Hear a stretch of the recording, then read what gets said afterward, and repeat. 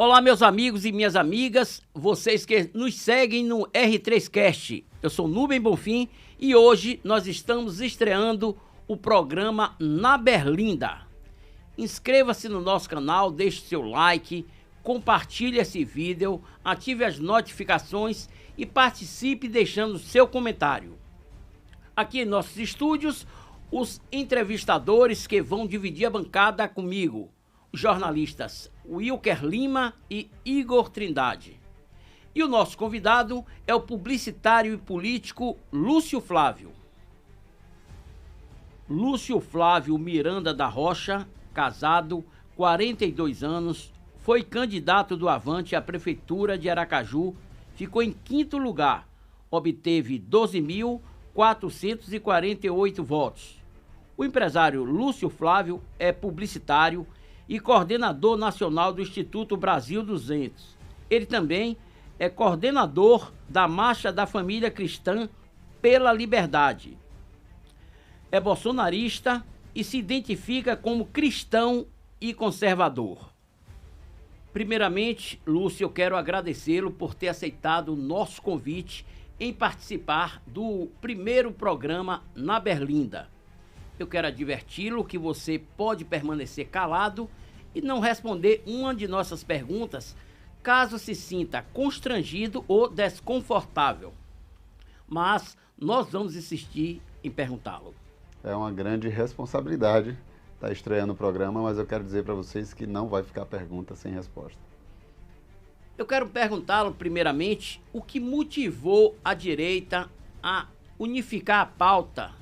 Foi a campanha de Bolsonaro em 2022 ou a direita sergipana está mais madura e resolveu sentar para criar uma composição política e enfrentar o atual governo?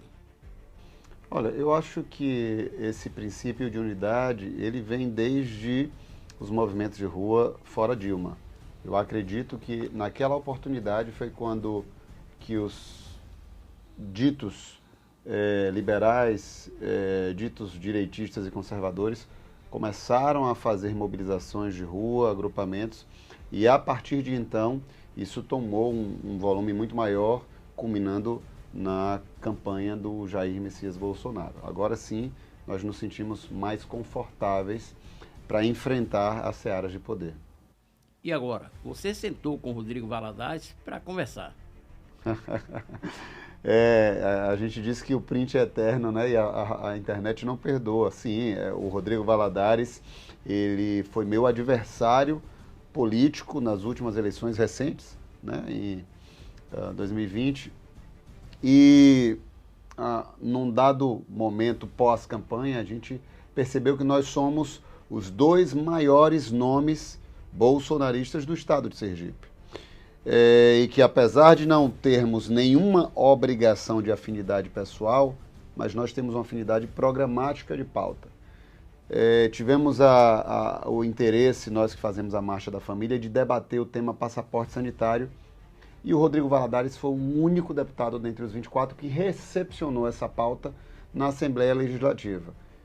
Dado o nosso interesse em debater essa pauta, foi inevitável que nós conversássemos, e aí foi quando aconteceu esse evento na Assembleia Legislativa para tratar desse tema. Então, nós temos uma convergência de pauta programática, sabemos dissociar muito bem essa questão pessoal e a questão de forma de fazer política, mas fazemos palanque para o presidente Jair Bolsonaro, que é o que importa em 2022, reeleger o nosso presidente. Wilker Lima. Lúcio, a votação do Rogério Carvalho ao chamado orçamento secreto, ele puxou a sardinha para o lado do Bolsonaro naquele momento? Ele foi a favor do Bolsonaro ou foi a favor das pretensões políticas agora em 2022? O Rogério Carvalho jamais vai puxar a sardinha para o Jair Bolsonaro. Jamais. Isso é impossível de acontecer, dada a linha ideológica que ele assume, dada a tragédia que é o Partido dos Trabalhadores, que torce pelo quanto pior, melhor, mas ele tem, né, os seus interesses enquanto político, as suas conexões, especialmente no Senado, e dito isso, ali foi um voto de conveniência sem que isso possa se dizer afrontasse tanto ao PT, porque ali tem uma estratégia combinada de que há uma necessidade de combinação de projetos dentro do Senado e não foi nenhuma surpresa para quem acompanha os bastidores de Brasília, né? Mas daqui tudo parece muito estranho, tudo parece muito diferente, mas é tudo uma carta combinada. Rogério segue firme na oposição com o presidente Jair Bolsonaro. O jornalista Igor Trindade, ele tem uma pergunta para fazer a você. Lúcio, por que você escolheu o Avante naquele momento, já que Clóvis Silveira como presidente atrapalhou a sua campanha totalmente? Nos bastidores se comentava que ele não torcia de jeito nenhum e nem pediu voto para você. Por que escolheu o Avante? Na verdade, eu não seria candidato, diga-se de passagem. Eu estava entrevistando os candidatos à prefeitura para que o nosso agrupamento, como sempre fez, ao sabatinar os candidatos a prefeito, a gente declarasse o apoio com o nosso movimento. Acontece que nós começamos a conversar com os candidatos que existiam e não sentimos segurança em relação às nossas pautas. E aí houve um indicativo do governo federal, de algumas pessoas do governo federal dizerem: nós queremos que o Lúcio seja candidato, nem que seja a vereador. E aí o partido que veio do governo federal indicado para mim, até porque eu não mantive contato com nenhum partido, não conversei com ninguém, veio um indicativo para mim: você vai para o Avante, já está conversado com o presidente nacional. Eu não conhecia sequer o Clóvis Silveira, o presidente nacional apontou que eu sairia candidato pelo Avante e que aí a gente definiria se seria vereador e a prefeito. Quando nós identificamos que não tinha candidato a prefeito até aquele momento que se identificasse com o que a gente defendia, lançamos a nossa candidatura a prefeito, mesmo sabendo que o Clóvis Silveira tinha uma afinidade com o então prefeito Edivaldo Nogueira, inclusive com indicação de cargos. Você vai para o PTB e vai fazer uma dobradinha com Rodrigo Valadares, ele federal, você estadual? Não, a gente não definiu isso, não está... o partido para onde eu vou não está estabelecido.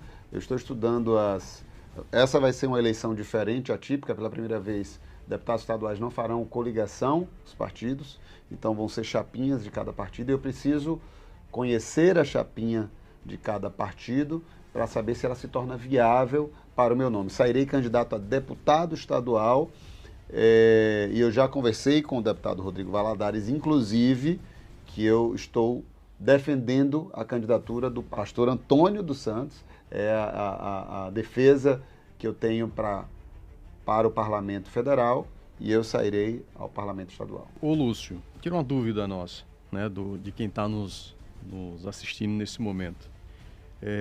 Vocês estão tentando unificar realmente toda a direita em Sergipe para que possa fazer um palanque forte para Jair Messias Bolsonaro? Eu tenho feito essa tentativa desde quando o presidente foi eleito. No ano de 2019. No ano de 2019, quando o presidente assumiu, nós, do Brasil 200, o Brasil 200 é um movimento muito grande, muito forte, muito pujante. A gente trouxe o Flávio Rocha para cá, lotou o auditório, mais de 600 pessoas. A gente trouxe a Joyce Hassman, a gente trouxe o Magno Malta, a Damares, antes até de ser ministra. A gente fez o indicativo do Luciano Heng abrir a loja aqui, que ele é do Brasil 200. Então o Brasil 200 estava muito grande e aí eu me senti na responsabilidade de assim, bom, nós somos muito grandes, mas existem outros movimentos aqui. Vamos fazer uma coalizão de movimentos para que a gente aponte candidatos a partir dessa coalizão. Contudo, naquela oportunidade, alguns movimentos não tinham maturidade suficiente para estarem juntos. E egos e vaidades afloraram, e aí isso foi implodido inclusive com difamações contra, naquela ocasião, o deputado Rodrigo Valadares, depois contra a minha pessoa. Eu fui muito atacado pela própria direita por uma questão de egos e vaidades, porque não compreendiam que a gente precisava estar unido. E hoje nós enxergamos que a direita tomou um patamar um pouco maior. Aqueles meninos amadureceram, cresceram, tiveram um pouco mais de tempo e de idade e descobriram que política é união e pragmatismo. Não dá para ficar na brincadeira. Perfeito. Lúcio, o STF agora recebe um evangélico, né? Extremamente evangélico, André Mendonça. Vai mudar o cenário? Porque aí já são 2 votos, né? Cássio, indicado pelo presidente Bolsonaro, e agora André Mendonça. Então, assim, novos tempos de esperança ali na Corte Suprema do país? Numa corte em que parece que há um apagão de serenidade, um apagão de bom senso, um apagão de juízo. Na Casa da Justiça, um apagão de juízo. Quando você chega a um ponto de luz como o André, o pastor André, terrivelmente evangélico, a gente acredita que esse ponto de luz vai fazer uma diferença na escuridão. Acredito piamente, eu tenho fé de que é um propósito dele ter sido escolhido. A gente sabe o quanto que foi uma provação. Nunca na história do nosso país um nome foi tão defenestrado, por tanto tempo por estar esperando, aguardando uma indicação que é prerrogativa do presidente da República. E eu acredito que esse ponto de luz, esse homem servo do Senhor, vai fazer diferença lá no STF, e que eu acredito que bons tempos haverão de vir a partir dessa porta aberta. Quem mais atrapalhou o governo Bolsonaro? A pandemia, o STF ou a imprensa que trabalhava contra o governo? Eu acho que essas três peças, com certeza. A pandemia é de uma forma incontrolável. A gente chama em administração e marketing variáveis incontroláveis. É algo que acontece sem que nenhum planejamento estratégico consiga prever. Você, como homem da comunicação, você conhece bem isso.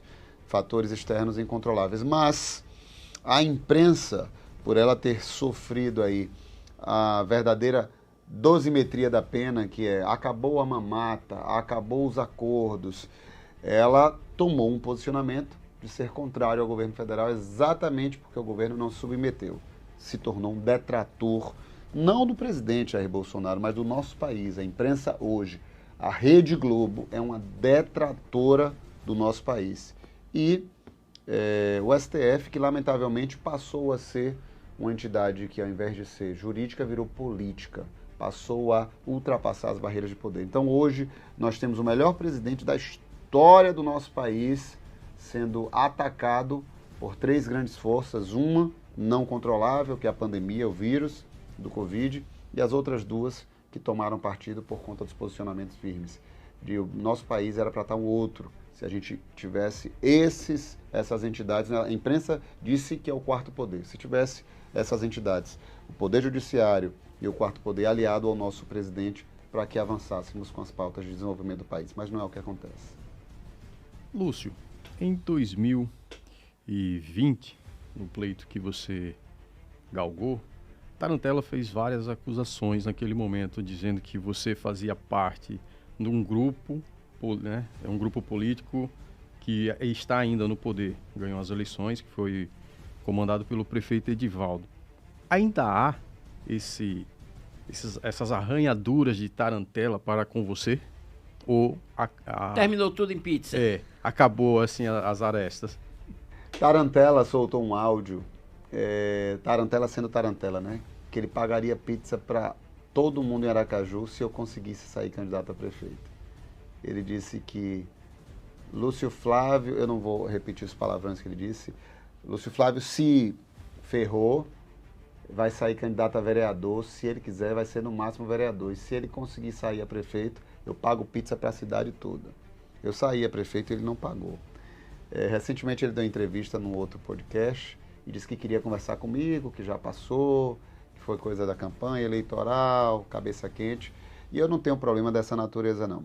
Acho que Tarantella é um personagem que aparece a cada eleição, né? Ele é realmente bolsonarista, de fato defende o presidente Bolsonaro, não há como negar isso. Não é lá um liberal, um conservador, porque ele não é um cara de pauta, ele é um cara de defesa do presidente da República, né? A gente não vê o Tarantella defendendo pauta, ele defende Bolsonaro, ele não defende pauta conservadora, pauta cristã ou pauta liberal. Então é um personagem que tem todo o meu respeito. Eu não vou devolver a ele as acusações que ele fez por mim, porque eu não sou do mesmo padrão de fazer política. E sobre dizer que eu estou no grupo da prefeitura ou no grupo do poder, eu lamento muito. Eu não tenho CC, sou oposição a Edivaldo, oposição a Belivaldo, e o meu agrupamento político são os meus eleitores e apoiadores. Agora, defendo alguns nomes na política, como eu já citei nesse podcast aqui, defendo o deputado Antônio dos Santos e defendo, por exemplo, o nome do Laércio Oliveira como candidato a uma das vagas majoritárias. Sim, por falar em Laércio Oliveira, foi publicado um artigo no dia de hoje onde se falava sobre uma possível composição envolvendo PP, PL, PTB, Patriotas e também o PSDB de Eduardo Amorim. E o Valmir de Francisquinho encabeçaria a chapa, Laércio iria para o Senado, tendo outros nomes para a Câmara Federal, o Rodrigo Valadares, o pastor Antônio, o pastor Heleno e Bosco Costa. E para estadual, vocês seriam deles. Existe o que de verdade nessas discussões? Existe muita vontade, porque o deputado federal Laércio Oliveira, ele foi o segundo deputado federal mais votado daqui do nosso estado, é um deputado federal reeleito, ele foi, pelo ranking dos políticos, que é o mais honesto ranking que se faz do Parlamento Federal, do Congresso Nacional, ele foi eleito como o melhor do estado de Sergipe. Recebeu uma ligação do general Heleno dizendo que o presidente não queria nem ele como governador, queria ele como senador de Bolsonaro, porque Bolsonaro vai focar em senadores. E a gente tem o Valmir de Francisquinho, que é uma potência no interior. É um negócio que, assim, é difícil até explicar cientificamente, metodologicamente. Não se explica Valmir de Francisquinho, o que é aquele nome, o peso que ele tem no interior, é uma coisa que pesquisa nenhuma consegue explicar. Então imagine essas duas forças juntas, uma coalizão dessa, e aí tem um partido como o PP, que é um partido de apoio do Bolsonaro, partido como o PL, que é do Valmir de Francisquinho, que é um partido de apoio do Bolsonaro, PP com o Laércio, PL com o Valmir de Francisquinho. Aí você tem o PTB com o Rodrigo Valadares, que é um nome muito forte na direita também. Aí teria a minha presença também. Então eu acho que é um bloco, Nubem, para talvez virar a chave da política sergipana, que hoje encontra-se num vácuo de lideranças. Você não tem mais Deda, você não tem mais João Alves, você vê o Albano não está mais transitando na política, o Jackson não, já foi. Então você não tem liderança política, há um vácuo agora e que alguém vai preencher esse vácuo. O próprio Belivaldo já falou que vai pendurar chuteiras. Então talvez seja o bloco da vez e tomara que dê certo, né? Igor. Lúcio, você tem alguma restrição em conversar com Emília Correia e Daniela Garcia? Elas entrariam nesse blocão aí? Ficaria legal, né? Emília Correia, minha amiga, respeito muito, uma das melhores parlamentares que nós temos na Câmara Federal, na Câmara Municipal, sem sombra de dúvidas. Tem coragem de nascer na oposição, manter-se na oposição, diferente de alguns que entram na oposição para ganhar espaço dentro do grupo do prefeito. Acho que ela tem um enorme potencial, um grande capital político. Ela teve quase 50 mil votos para deputada federal quando se candidatou. Então, é um capital político muito grande. Não podemos dizer que a Emília, por exemplo, seja bolsonarista. Não é. Ela não se apresenta como tal, mas ela defende pautas programáticas que combinam com o que a gente defende. Da mesma forma, Daniela Garcia não é bolsonarista. Ela, por conveniência ou por alguma circunstância, no segundo turno ela até declara voto ao Bolsonaro. Mas no primeiro turno, Moro acabou de se filiar ao partido dela. E eu não acredito que, por conta disso, do Moro estar no Podemos e ela ser presidente do Podemos, ela consiga fazer qualquer composição que tenha o nome do presidente Bolsonaro à frente. Então, eu não acredito na Daniela Garcia fazendo parte de um bloco como esse, apesar de respeitar as pautas que ela tem e de ser amigo dela, mas não acredito que ela entre nesse grupo, não. E Alessandro Vieira, você ainda aceitaria compor com ele numa chapa? O que foi que houve, na verdade? Houve alguma promessa de Alessandro? Ele descumpriu o que foi prometido durante a campanha? Olha, Nubem, é completamente improvável qualquer tipo de conexão com o senador da estirpe do Alessandro Vieira. Hoje saiu uma pesquisa, o jornalista Narciso, da FAM-FM, soltou uma pesquisa dizendo que ele tem 0% de intenção de votos e 15% de rejeição. E aí eu perguntei ao Narciso, é possível alguém ter menos 15% de voto? Porque ele tem 0 de intenção e 15% de rejeição. Então é menos 15% esse saldo que fica aí. O Alessandro Vieira ele foi eleito com a intenção de votos bolsonarista. Ele fez campanha... A pauta dele foi defendendo o armamento. E quando assumiu, negou essa pauta. A pauta dele foi baseada, por exemplo, com valores cristãos, e quando assumiu, começou a assumir pautas da militância LGBT para a condenação de pastores, padres, líderes religiosos com a criminalização da homofobia. Foi eleito com os eleitores de Bolsonaro e se voltou contra os eleitores de Bolsonaro. Foi eleito pela internet e se voltou contra a liberdade da internet. PL 2630. Exatamente. Então, a partir do debate, eu fui a primeira pessoa a debater com o Alessandro Vieira, a primeira quando ele lançou esse debate, me posicionando frontalmente contra. Após aquele nosso debate dentro do Espaço do Brasil 200, a coisa virou para o lado dele, contra o lado dele, ele teve que tirar de pauta o projeto, porque tomou muito ataque a nível nacional, e a partir daí a nossa relação ficou estremecida. E foi quando ele me acusou de querer matar ele, né? Soltou no grupo e prestou uma queixa contra mim, quando que, na verdade, eu disse que políticos como ele a gente precisa exterminar da vida pública. E não é exterminar, não é matar a pessoa, né? O senador não entendeu de figura de linguagem, acho que está acostumado a ser delegado, tudo é matar, né? Ô Lúcio, então a sua decisão em 2020 de não apoiar nenhum candidato do segundo turno, principalmente seria, se caso fosse, seu apoio seria para Daniele, teria saído a sua decisão justamente por causa dessa confusão com o delegado? De você não apoiar a então candidata?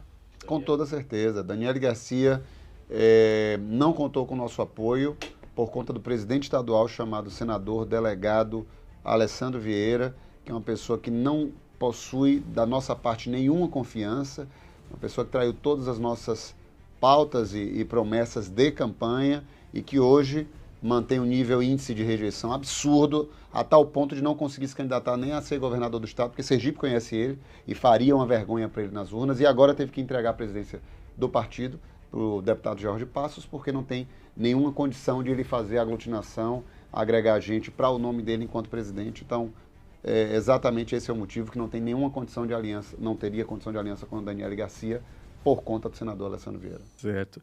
Mas hoje, se Daniele lhe pediu apoio, porque parece que ela está um pouquinho afastada do delegado, não está querendo muita conversa, não aparece em eventos com ele, está muito difícil esse tipo de aproximação, a gente vê na mídia. Caso isso ocorra, o racha entre o Podemos e Cidadania, ela será bem-vinda ao agrupamento? Nosso agrupamento é bolsonarista. Só é bem-vindo dentro do agrupamento bolsonarista quem é apoiador do presidente Bolsonaro no primeiro e no segundo turno. Apoiador de segundo turno para a gente não agrega muito, porque a gente sabe a guerra que vai ser essas eleições. Daniele Garcia é uma pessoa maravilhosa, tem todo o meu respeito, é minha amiga pessoal. Ela tem um potencial de ser uma grande política, de fazer um bom trabalho para o estado de Sergipe, mas não pode se sentir confortável num grupo em que ela tem um candidato a presidente, o Moro, que é um traidor do governo Bolsonaro, saiu de uma forma extremamente deselegante, mal educada, cuspindo no prato que comeu, daquela forma absurda, e tendo ela como apoiador de um candidato como esse. Então, sendo a Daniele Garcia o palanque de Moro aqui no estado, ela não tem como estar no nosso grupo, não por ela, mas por conta do contexto. Lúcio, você entende que essa campanha eleitoral aqui em Sergipe vai ser nacionalizada? De um lado Lula, do outro Bolsonaro, ou ela tende a ser local, estadual, sem que predomine o candidato a presidente de cada coligação?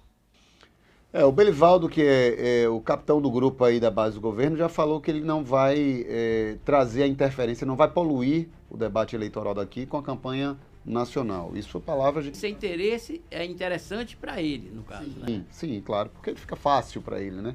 Poder transitar entre diversos grupos. Eu não acredito que isso aconteça. Eu acho que o país está polarizado. Eu acho que para o eleitor é muito complexo entender a política, se não for dessa forma didática e fácil, ou não é, lado A ou lado B, vermelho ou das cores do Brasil. Então, eu acredito, né, que nós teremos aí um aliado no segundo turno, um aliado do governo federal e um aliado do ex-presidente, ex-condenado, ex-bandido Luiz Inácio Lula da Silva, que neste momento é o Rogério Carvalho. E eu espero que o bloco do presidente Bolsonaro que esteja muito bem resolvido, porque no momento, né, ainda não está, como vocês que são da imprensa bem sabem, que a casa está sendo organizada ainda. Lúcio, está um balaio de gato no governo, veja, são vários nomes que estão ali brigando, se engalfiando para ser o candidato à sucessão de Belivaldo. Como é que você analisa esse cenário? Você acha que vai haver traição ali dentro do governo, mesmo você estando na oposição? Como é que, porque tudo tem uma avaliação. Tipo, você torce para que aconteça o pior ali dentro do governo, no sentido das escolhas, se matando ali. Como é que você avalia? Olha, dentro do governo, a minha torcida é uma só, que eles reconheçam o potencial do deputado Laércio Oliveira. E só. Eu estou muito satisfeito em saber que o Belivaldo vai pendurar a chuteira. Acho que é o momento, acho que já deu também. Acho que Você votaria em Laércio mesmo sendo candidato pelo governo? eu votaria em Laércio Oliveira, na pessoa dele, porque eu conheço a capacidade de gestão que ele tem de perto. Eu não conheço nem de imprensa e nem de rede social. Eu conheço a pessoa do Laércio Oliveira de perto e eu votaria nele independente da base onde ele estivesse. Por ele, que eu voto na pessoa. Essa é a minha torcida, mas eu acredito que o Belivaldo, e aí eu vou falar, pela primeira vez eu vou estar falando isso publicamente, porque isso é conversa de bastidor. O que é que eu acredito? O Belivaldo está cozinhando o jogo para esperar o Ulisses. Eu nunca falei isso publicamente, que é constrangedor dizer isso até para o bloco, né, porque são coisas que não podem ser ditas em público, mas eu acho que o Belivaldo está cozinhando todo o grupo para aguardar o tempo oportuno para que o Ulisses, ele não pode se manifestar enquanto candidato, mas vai haver o tempo para ele se manifestar. E é por isso que todo mundo reclama, Rogério está correndo solto, está deixando ele pegar prefeito, está deixando ele pegar partido, está deixando ele pegar nome, mas é porque Belivaldo nesse momento não pode, porque o candidato dele não pode, então, e é o que eu acredito, e aí vai ficar gravado quando acontecer 2022, a gente vai saber se eu acertei ou não. Então eu acho que ele está esperando o Ulisses, que vai fazer, né, um contraponto dessa vaga, essa generosidade dessa vaga de ser um indicado, né, vai ser contemplado alguém da base do governo. Porque o governo vai entregar, o governo do Estado, um apoiamento do governo do Estado para um nome como Ulisses, haverá de haver um tipo de compensação. Então essa vaga, o Tribunal de Contas vai ficar para o governo fazer o apontamento, sendo Ulisses o governador, então isso fica tudo muito mais fácil. Acho que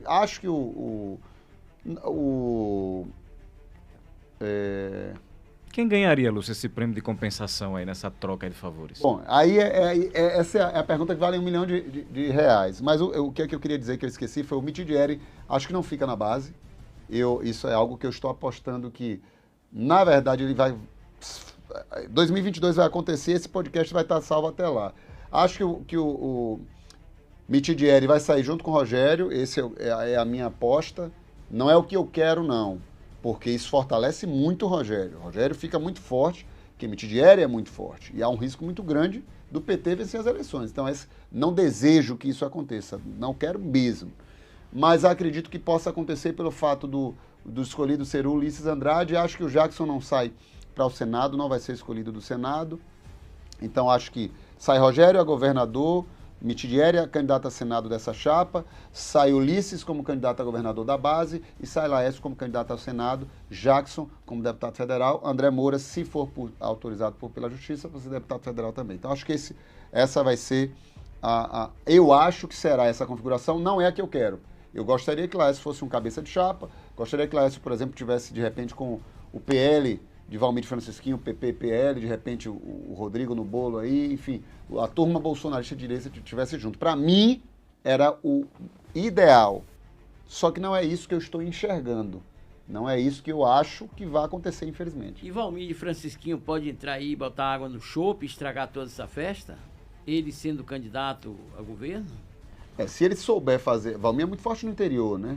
Mas o interior não vence só. Eu acho que o interior precisa de um nome da capital. Se ele fizer uma aliança com o Laércio, por exemplo, eu acho que isso pode dar um caldo e pode mudar a história política de Sergipe. Vocês já conversaram com Edvan Amorim, com Bosco Costa? Com o Edvan, minha conversa está programada para essa semana que vem.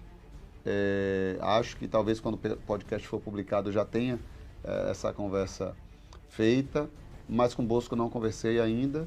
Né? E o interessante dessa história, o Milton Andrade é o presidente do PL na capital e ele é um apoiador do Moro e do Alessandro, né? Então ficou numa situação muito desconfortável, que fatalmente vai ser um nome que vai sair, vai desembarcar do PL, porque é um nome que está se anunciando como pré-candidato a governo.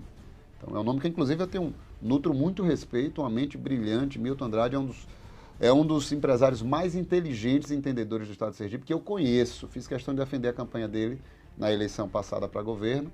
Mas está na base aí do Moro, do Alessandro, né, na base do cidadania, e aí eu não tenho mais condições. Lúcio, quando é que você vai tomar a decisão do partido que você vai se filiar? A minha decisão depende muito da configuração das chapinhas. Eu tenho um capital político de votos já construído e diga-se de passagem aqui para vocês, eu tenho um capital de votos mais legítimo dessa última eleição porque foi um capital de votos sem dinheiro. Eu fui o único candidato que fiz campanha sem dinheiro, sem estrutura, sem o presidente do partido, como você bem citou. Então, os meus votos são 100% orgânicos e pouco reversíveis. Então, talvez de todos os candidatos aí, eu seja o que tenha menos perda quando eu migrar para deputado estadual, porque são votos que eles não foram adquiridos por estrutura de campanha.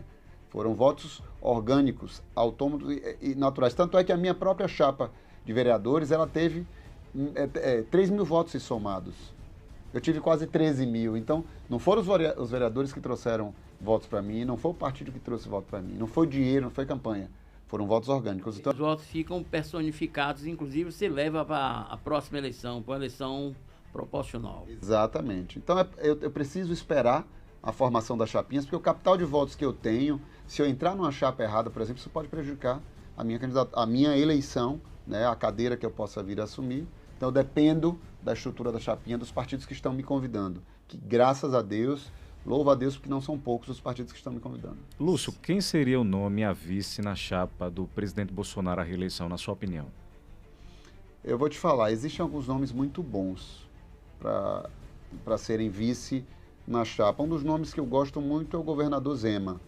Apesar de não se declarar um conservador convicto, mas é um gestor por excelência, é um declarado apoiador do presidente Bolsonaro, apesar da aversão do partido em que ele se encontra, apesar da aberração que é o presidente do Partido Novo, que é o Amoedo, que é uma vergonha. Mas o Zema, ele daria um excelente vice.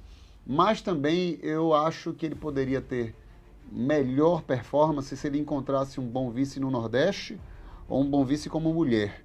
Porque ao longo da campanha ele poderia explorar isso, que são os grandes ataques que ele tem, que ele não gosta de nordestino ou que ele não gosta de mulher. Então acho que seriam uma boa casadinha. A Janaína Pascoal não aceitou em um dado momento, ela seria a vice dele ao invés do Mourão. O Magno Malta também não aceitou naquela oportunidade, ele também foi cogitado como vice.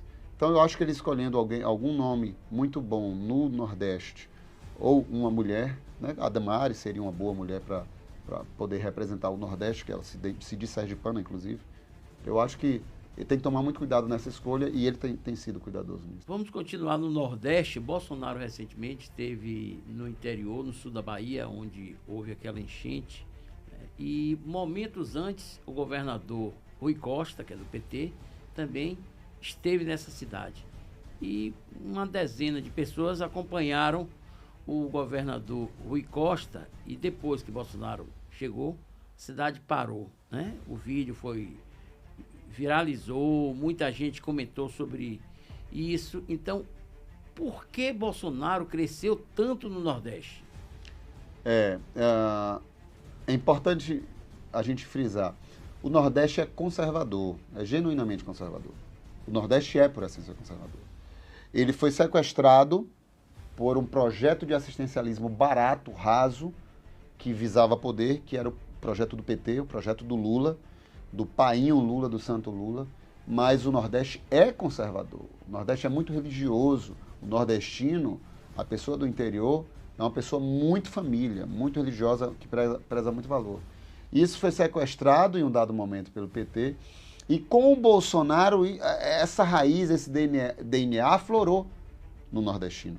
Então, o nordestino que é conservador se identificou com o presidente Bolsonaro, que é machão, que fala o que pensa, que é verdadeiro, que dá beijo na mulher na frente da câmera. Então, essas coisas geraram a identidade do DNA do nordestino, que não gosta de sacanagem, que não gosta de vagabundo, de bandido, que respeita a mulher do outro, que cuida bem do seu filho, que pelo filho mata e morre. Esse personagem foi enxergado em Bolsonaro.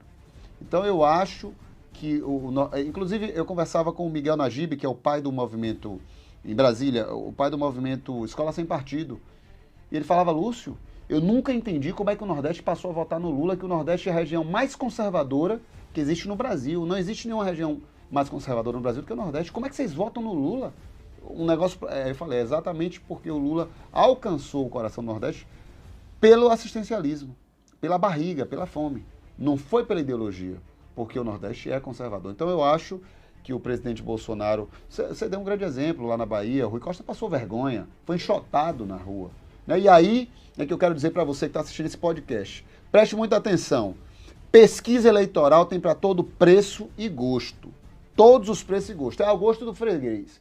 Da eleição de 2018, todo mundo dizia que Bolsonaro perdia até para um cachorro, para um poste, que ele perdia no segundo turno para todo mundo, que quem ia ganhar era o Haddad. Disseram isso lá do Trump, que a Hillary Clinton ia ganhar também. Então não acredita em pesquisa, empresa de pesquisa tem dono. Empresa de pesquisa tem um CNPJ e ela precisa de dinheiro para pagar as contas dos funcionários, para dar lucro para o dono. Então ela vai entregar o resultado que convém ao dono. Da mesma forma, imprensa. Vocês que são aqui jornalistas... A grande imprensa. A grande imprensa vive de dinheiro. Quem passa a matéria que você está lendo no link de WhatsApp é um jornalista que tem ideologia, que tem pensamentos e de uma empresa que tem interesses comerciais. Então ela vai falar aquilo que interessa para ela, não para você. Então presta atenção, nem tudo que você lê como link de matéria você tem que acreditar. Né? Que é igual o jornalista da Folha que coloca despiorou, a economia despiorou, para não dizer que melhorou porque foi Bolsonaro. Então cuidado com o que você lê, porque quem está fazendo pode ser um militante. Lúcio, trazendo a questão municipal, que ocorreu recente um debate na Câmara Municipal de Aracaju, onde a vereadora do PT, Ângela Mello, ela fala que votou contra um projeto de um vereador que é evangélico, não lembro o nome dele aqui agora, que cria a Frente Parlamentar Evangélica. Ela declarou que a família tradicional é falida. Você, como cristão, conservador, como você avalia as frases, né, dessa parlamentar ao público aracajuano? Isso só me leva a crer como que a gente vota mal, como o sergipano vota mal. Colocar um representante do povo, na casa do povo, para falar de uma forma tão agressiva para as famílias dos sergipanos, dos aracajuanos. Uma pessoa que abre a boca para dizer que a família tradicional, que ela tem ojeriza, né, abomina a família tradicional, que a família tradicional está falida, e ela declarou isso para justificar um voto contrário à criação de uma frente parlamentar cristã. Então, é uma coisa que o pastor Diego, o pastor do republicano, pastor Eduardo, também estavam formando. É uma coisa completamente aterrorizante. Eu participei de um debate para confrontar isso. Que história é essa de você abominar a família tradicional? Nasceu de chocadeira? É uma vergonha o caminho que algumas pessoas estão querendo dar para a nossa sociedade. E eu vou me posicionar sempre contrário. Fui para o confronto, participei de um debate com o delegado militante LGBT, o delegado Mário Leone, também ativista do PSOL, também dessa mesma turma, e enquadrei esse pessoal, dizendo, meu irmão, vem cá, você está querendo o quê? Viva a tua vida entre quatro paredes, vai fazer o que você bem quiser, fecha a tua porta. Agora, empurrar, esfregar isso na cara das pessoas, na vida das pessoas, goela abaixo, para que as pessoas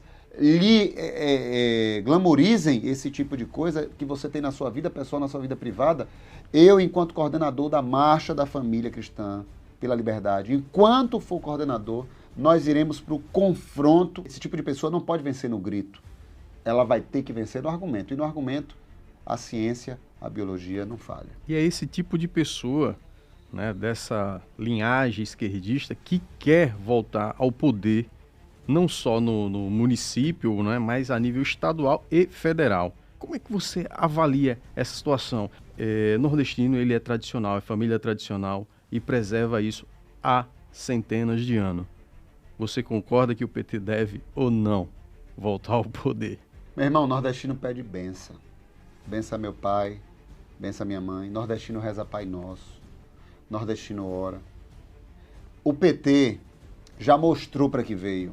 Quebrou o nosso país. Quebrou as nossas estatais. Quebrou. O PT pegou o nosso dinheiro, botou num saco, levou para os médicos cubanos, levou para Pasadena, levou para as obras lá na África com a Odebrecht. Isso, a gente já sabe o que é que eles vão fazer. Nós já sabemos. Não é uma história que alguém vai contar que possa acontecer. Aconteceu. Todos presos e condenados. Apesar do STF estar fazendo a lambança que está fazendo. Mas não precisa ir muito longe. Olha para a Venezuela, olha para Cuba, olha para a Argentina. Está aqui do nosso lado. O brasileiro não quer o PT. As pesquisas estão enganando o povo brasileiro e é uma vergonha. Na verdade, isso é um crime o que estão fazendo. A divulgação dessas pesquisas é um crime. Mentindo deliberadamente para o povo brasileiro ser enganado, porque muita gente vota em quem está ganhando. Acho que o povo brasileiro já tem experiência suficiente para dizer que não quer essa merda de volta. Né? A gente tem experiências vizinhas, experiências aqui, e nosso agrupamento vai lutar até o último instante, até o último dia da eleição, como fizemos em 2018. Nós iremos reeleger o presidente Jair Messias Bolsonaro, iremos sim, porque ele tem voto suficiente, tem eleitores suficientes. E aqui no estado de Sergipe a gente quer começar a semente da mudança, partindo-se desse guarda-chuva do governo federal. Ô Lúcio, qual a sua opinião sobre o aumento dos combustíveis? Né? O país está passando uma crise, né, sem precedentes. A cada semana há aumento no combustível. O governo, a Petrobras, já disse que não é culpa deles, joga para o governador. Como é que você avalia aqui a situação de Sergipe? Por que Belivaldo não baixou o ICMS? Por que não se adequou? Qual é a sua opinião? A política de preço da Petrobras, ao meu ver, é uma política equivocada, não é uma política do presidente Bolsonaro, é uma política já antiga, anterior a ele, é uma política que incomoda o presidente Bolsonaro. O presidente Bolsonaro é uma pedra no sapato dele, ele não quer essa política de preço, e por ela ser equivocada, e aí as pessoas olham, pô, Lúcio, você é liberal, você está defendendo que o presidente Bolsonaro intervém em preço, mas essa intervenção é porque ela está equivocada. Não é porque o poder público tem que intervir em preço. Não, intervir em preço é errado. É um fenômeno equivocado intervir em preço. Mas essa política da Petrobras está equivocada. Fazer pareamento de preço com dólar internacional, isso é um equívoco, tendo em vista que a gente é produtor e autossuficiente. Então eu acho que o presidente Bolsonaro, quando ele fala em privatização, quando ele fala em rever o que ia acontecer na Petrobras, ele está corretíssimo, porque há um equívoco, há uma miopia lá dentro. Mas até lá, o governador poderia mexer no ICMS com muita tranquilidade. Mas o Belivaldo não teve nenhuma iniciativa de redução de carga tributária sobre os sergipanos ao longo da pandemia. Você não entende que essa é uma pauta política pelo próprio consórcio Nordeste para que não baixasse o ICMS e todos culpassem Bolsonaro? Com certeza, Nubem, com toda certeza. Diga-se de passagem aí, o consórcio do crime, quadrilha do Nordeste. Acabou agora, foi concluído a CPI da Covid no Rio Grande do Norte, né? E o Carlos Gaba foi indiciado, ex-ministro também de Dilma. Rui Costa, a Fátima Bezerra, que é o estado que teve coragem e peito para abrir uma CPI. Porque o deputado Jorge Passo tentou abrir aqui, deu em nada, porque o governo agiu, a máquina agiu para não permitir os votos. Um voto suficiente que havia confirmado a CPI, retirou a assinatura, né, o que chamaram de cabeça branca. O cabeça branca resolveu desfazer a CPI do Covid. Então, eu concordo plenamente, há uma orquestração aí para que se crie uma sensação térmica de coisa ruim, de quanto pior melhor, para empurrar na conta do presidente Bolsonaro. Mas o presidente ganha? Bolsonaro será reeleito? Caso não haja nenhum tipo de golpe, interferência nas urnas, o presidente Bolsonaro já está reeleito. Se fosse hoje, eu apostaria que poderia ser no primeiro turno, porque é improvável que um homem que para todas as cidades onde ele chega, todas, sem nenhuma exceção, não tenha uma capacidade eleitoral de vencer a sua reeleição. É muito improvável, a não ser que tenhamos um fenômeno eletrônico aí que mude o curso da história. Agora é hora do pinga-fogo. Lúcio Flávio, eu vou dizer o nome e você responde com uma palavra ou uma frase. Vamos começar por Alessandro Vieira. Uma vergonha. Partido dos Trabalhadores. Uma quadrilha. Passaporte sanitário da vacinação. Tirania, arbitrariedade. Fechar escolas e deixar as pessoas dentro de casa. uma hipocrisia sem tamanho. Jair Messias Bolsonaro. A melhor opção para o que vivemos hoje no nosso país. Marcha da Família. Marcha da Família reflete a vontade popular para os tempos que vivemos hoje. O Brasil precisa mudar com valores cristãos e o presidente Bolsonaro reeleito. Eu queria agradecer muito a sua presença aqui, Lúcio Flávio. Foi ótimo, o nosso primeiro na Berlinda. E quero desejar toda a sorte para você nas próximas eleições. Obrigado. Muito obrigado, Nubem. Muito obrigado à bancada, Igor, Will. É um prazer e uma honra ter começado esse projeto com vocês. Vamos ver como é que vai ficar. Se você gostou do nosso vídeo, compartilha, se inscreve, deixa o like e também participe fazendo seu comentário. Não se esqueça, aqui no R3Cast você assiste Regra de 3 e Na Berlinda, que acaba de estrear com Lúcio Flávio.